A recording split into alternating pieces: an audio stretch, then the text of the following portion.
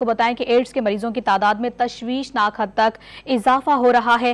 2 ماہ میں 40 نئے کیسز سامنے آ گئے ہیں۔ 3 سال میں 715 کیسز رپورٹ ہوئے ہیں۔ طبی ماہرین نے غیر محفوظ انتقال خون، جنسی عمل اور عطیت کو ایڈز پھیلنے کی بڑی وجہ قرار دے دیا ہے۔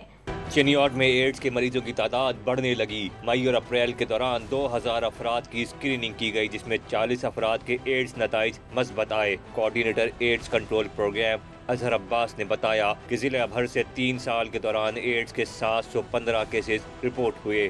اس میں جو ہے نا پرسنٹیج جو ہمارے پاس چل رہی ہے نا منتھلی جو پرسنٹیج ہے وہ تقریباً 40% ہے۔ اگر وہ پازیٹیو آ جاتا ہے تو پھر اس کی بیس لائن ٹیسٹ کرواتے ہیں، اس کے بعد ہم اس کا PCR کرتے ہیں، اور یہ ساری چیزیں پنجاب ایڈز کنٹرول پروگرام بالکل فری میں کر رہا ہے۔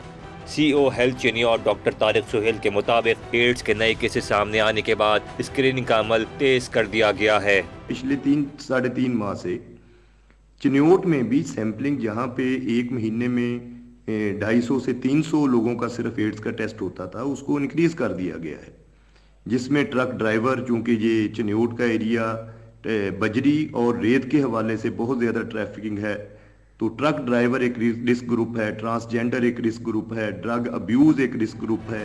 طبی ماہرین کے مطابق غیر محفوظ انتقال خون، جنسی عمل اور عطیت ایڈز پھیلنے کی وجہ بن رہے ہیں۔ مسلسل بخار، وزن کا کم ہونا، پیٹ خراب رہنا ایڈز کی علامات ہیں۔